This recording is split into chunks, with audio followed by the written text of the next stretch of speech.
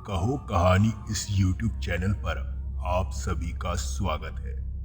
आप सुन रहे हैं डरावनी कहानी मेरे साथ। दोस्तों, आज की कहानी मैंने खुद लिखी है और ये कहानी सर्बिया देश की है, जो होने को तो काल्पनिक है, पर इस कहानी में कितनी हकीकत है और कितनी कल्पना, ये तो आप खुद ही कहानी सुनकर फैसला करिएगा। तो बिना वक्त ज़ाया किए कहानी की शुरुआत करते हैं। विलियम और ब्रांको अपने दोस्त की पार्टी से घर आ रहे थे। दोनों नशे में धुत थे, जिसकी वजह से दोनों लड़खड़ाते हुए चल रहे थे। जहां से वो आ रहे थे वहां से उनका घर बस 2-3 किलोमीटर ही दूर था और बस नशे में मजे करना चाहते थे, इसलिए किसी टैक्सी से घर जाने की जगह उन्होंने पैदल जाने का सोचा। आधी रात का समय हो चुका था और उस रास्ते पे उन दोनों के अलावा कोई नहीं था। चारों तरफ गहरा सन्नाटा पसरा हुआ था। बस कभी कभी रात के पंछियों की आवाजें सुनाई दे रही थी, पर वो दोनों इस डरावने माहौल की परवाह किए बिना बस एक दूसरे के साथ बकवास करते हुए आगे बढ़ते जा रहे थे। तभी अचानक विलियम की नज़र सड़क के किनारे पर रोड लाइट के नीचे एक लड़की पर पड़ी। वो लड़की सर्बिया का ही एक लोकगीत गुनगुना रही थी और अजीब तरीके से वहां नाच रही थी। विलियम ने ब्रांको से कहा, अरे वो देख, लगता है आज केवल हम ही नशे में नहीं घूम रहे हैं, कोई और भी है जो रात के मजे ले रहा है। चल आजा, इसके साथ मजे करेंगे। पर ब्रांको ने विलियम को रोका और कहा, नहीं यार, मुझे कुछ ठीक नहीं लग रहा। मुझे नहीं लगता हमें उस लड़की के पास जाना चाहिए। विलियम ने हंसते हुए कहा, यार सुना था कि शराब डर को ख़त्म कर देती है, पर तू कैसा आदमी है जिसको अब भी इतना डर लग रहा है। चल आजा, जरा एक बार उस लड़की की आवाज़ को सुनकर तो देख, कितनी मदहोश करने वाली आवाज़ है। जरा सोच, वो खुद कितनी सुंदर होगी।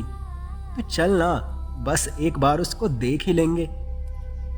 ब्रांको ने कहा, देख, तुझे जाना है तो जा, मैं यहीं खड़ा तेरा इंतजार कर लूंगा, पर मैं तेरे साथ नहीं जा सकता। विलियम ने हंसते हुए कहा, ठीक है, तू यहीं रह, मैं तो अपना नशा अब दुगना करने के लिए उस लड़की के पास जा रहा हूँ। विलियम अकेला ही उस लड़की के पास जाने लगा और कुछ दूरी पर जाकर रुक गया। उसने वहीं से आवाज दी, कौन है आप और इतनी रात को यहाँ इस तरह से डांस क्यों कर रही हो? लड़की ने कुछ नहीं कहा, हाँ, पर उसका नाचना रुक गया था। विलियम ने आगे बोला, वैसे आपकी आवाज़ बहुत सुरीली है। आपकी आवाज़ में गाना सुनकर मैं तो मदहोश ही होने लगा था। इस बार कुछ हरकत सी हुई। लड़की की तरफ से कुछ कट-कट की आवाज आने लगी और देखते ही देखते उस लड़की का सर धीरे धीरे विलियम की तरफ घूमने लगा, जबकि उसका शरीर दूसरी तरफ ही घूमा हुआ था। ये देखकर विलियम बहुत ज्यादा डर गया। उसका तो जैसे खून ही जम गया था। इसके बाद लड़की के हाथ और बाकी का धड़ भी एक अजीब सी आवाज के साथ विलियम की तरफ मुड़ चुके थे, पर उसके पांव अब भी उल्टी दिशा में ही थे और उस लड़की के हाथ में एक धारदार चाकू था, जिसको लेकर वो विलियम की तरफ उल्टे पांवों के साथ ही भागने लगी। विलियम भी तब तक होश में आ चुका था।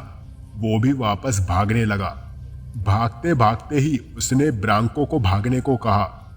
काफी देर तक भागने के बाद आखिरकार वो दोनों भागते भागते विलियम के घर जा पहुंचे। घर पर विलियम के पिताजी रहते थे। उनकी पत्नी की मौत कार एक्सीडेंट में 4 साल पहले ही हो चुकी थी। उन दोनों को हाफते और पसीने में लथपथ हुए देख उन्होंने कहा, अरे क्या हुआ, तुम दोनों इतना हाफ क्यों रहे हो? तब ब्रांको हाफते हुए बताने लगा कि हमने अभी सड़क पर एक लड़की को अजीब सा डांस करते हुए और गाना गाते हुए देखा, और उसके बाद बस और कुछ मत कहो, विलियम के पिताजी ने ब्रांको को बीच में ही चुप कराते हुए कहा, उस चुड़ैल का जिक्र करना भी मौत को बुलावा देना है। मुझे ये बताओ, तुम दोनों में से किसी ने उसका चेहरा तो नहीं देखा ना? विलियम हाफते हुए बोला, हाँ मैंने देखा था। ये तुमने क्या कर दिया? अब वो तुम्हें नहीं छोड़ेगी। वो अब तुम्हारा दिल निकाल कर ही मानेगी। नहीं छोड़ेगी? पर क्यों डैड? वो मुझे मारना क्यों चाहेगी?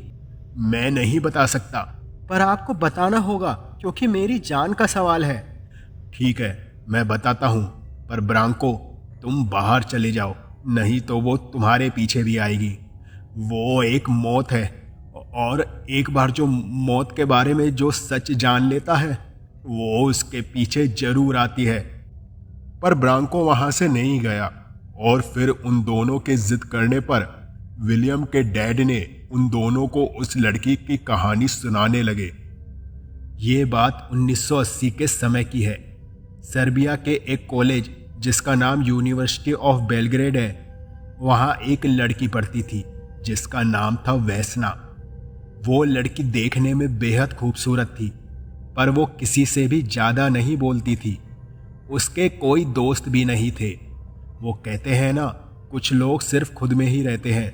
वो इंट्रोवर्ट टाइप की लड़की थी। हाँ, पर पढ़ाई में बहुत तेज थी। उसी कॉलेज में एक और लड़का था जिसका नाम थॉमस था। वो कॉलेज का सबसे पॉपुलर लड़का था। पढ़ाई में वेसना के बाद वही था जिसके वहाँ के टीचर तारीफ करते थकते नहीं थे। पढ़ाई के अलावा थॉमस बास्केटबॉल का अच्छा खिलाड़ी था। इसके अलावा वो इंटर कॉलेज कंपटीशन में कॉलेज की तरफ से नाटक और डांस के लिए भी पार्टिसिपेट किया करता था। थॉमस के ऊपर कॉलेज की हर लड़की फिदा थी, पर थॉमस का दिल वेसना पर आ गया था। मुश्किल से ही सही, पर उन दोनों की दोस्ती हो गई, और दोस्ती धीरे धीरे कब प्यार में बदल गई ये उन दोनों को भी पता नहीं चला। थॉमस के कहने पर ही वेसना ने इस बार के कॉलेज के कंपटीशन में पार्टिसिपेट किया था। वेसना की आवाज़ बहुत अच्छी थी, इसलिए उसने सिंगिंग कंपटीशन के लिए सर्बिया के एक लोकगीत को गाने के लिए चुना था।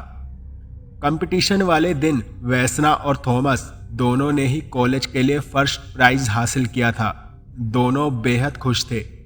कॉलेज के उस फंक्शन को ख़त्म होते होते काफ़ी रात हो गई थी। फंक्शन के बाद वो दोनों साथ में ही घर जा रहे थे। दोनों इतने मस्ती के मूड में थे कि साथ में पैदल ही घर जाने का सोचा।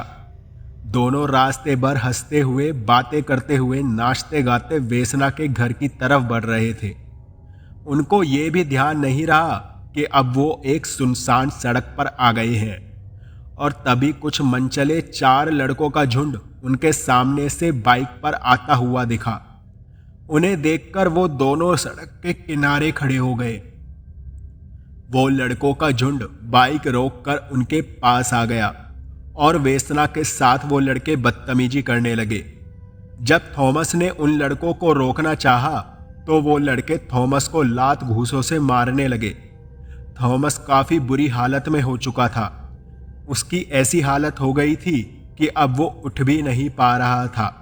इसके बाद वो लड़के वेसना और थॉमस को घसीटते हुए पास ही झाड़ियों में ले गए, जहां उन लड़कों ने वेसना के साथ थॉमस की आंखों के आगे ही बारी बारी से जाती की। वेसना चीखती रही, चिल्लाती रही, पर उन दरिंदों को उस पर दया नहीं आई। जब उन सबका मन भर गया, तब उनमें से एक लड़के ने एक लंबा धारदार चाकू निकाला और वेसना और थॉमस का गला चाकू से रेत दिया और वहां से भाग गए। पर उन लड़कों को नहीं पता था कि सड़क के किनारे लगे सीसीटीवी कैमरे की मदद से वो पकड़े जाएंगे। और हुआ भी ऐसा ही। उनमें से एक पुलिस के हाथों पकड़ा गया, पर बाकी तीनों पुलिस की पकड़ में नहीं आए। पर कुछ दिनों में ही उन तीनों की ही बड़ी ही रहस्यमय तरीके से मौत हो गई। तीनों को किसी ने बुरी तरह से चाकू से कई बार वार करके मारा था, और एक रात उस चौथे लड़के की भी जेल में ही मौत हो गई। इसके बाद तो सर्बिया की सड़कों पर रातों में जैसे मौत होने का सिलसिला ही शुरू हो गया।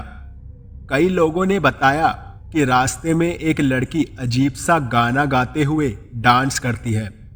उसकी आवाज़ ऐसी मदहोश करने वाली होती है जिसको सुनकर कोई भी अपने आप उसकी तरफ खिंचा चला आए। पर एक बार जो कोई भी उस लड़की को देख लेता है वो जिंदा नहीं बच पाता। वो लड़की मौत है और मौत को देखने के बाद कोई जिंदा रह भी नहीं सकता।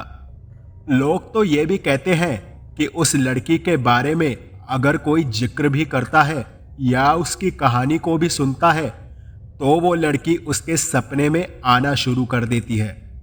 इसके बाद हकीकत में भी उसका सामना उस लड़की से होता ही है और वो उसकी जान लेकर ही रहती है। बेटा विलियम, तुमने उसको देखा है तो वो तुम्हें मारने जरूर आएगी। तुम्हें बहुत सावधान रहना होगा। वो लड़की किसी को नहीं छोड़ती, चाकू से पूरे शरीर को गोद देती है। और ब्रांको, तुमने भी उसकी कहानी सुनी है तो हो सकता है वो तुम्हारे भी पीछे आए। पर एक तरीका है, तुम उससे माफ़ी मांगना। तुम उससे कहना कि वो तुम्हें माफ़ कर दे क्योंकि तुमने उसकी इजाज़त के बिना उसको देखा है, उसके बारे में जाना है। शायद वो तुम्हारी जान बख्श दे। आज तुम दोनों साथ ही सो जाओ।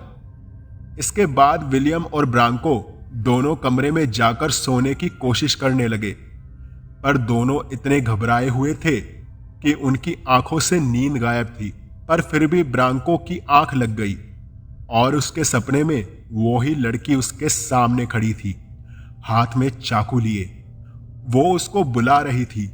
उस लड़की के चेहरे पर बाल बिखरे हुए थे, आंखें बाहर निकली हुई थी और पांव उल्टे जैसे किसी चुड़ैल के होते हैं। अचानक वो लड़की ब्रांको के पास आ गई और उसने ब्रांको के शरीर पर चाकू से वार करने के लिए अपना हाथ उठाया ही था कि ब्रांको की नींद खुल गई।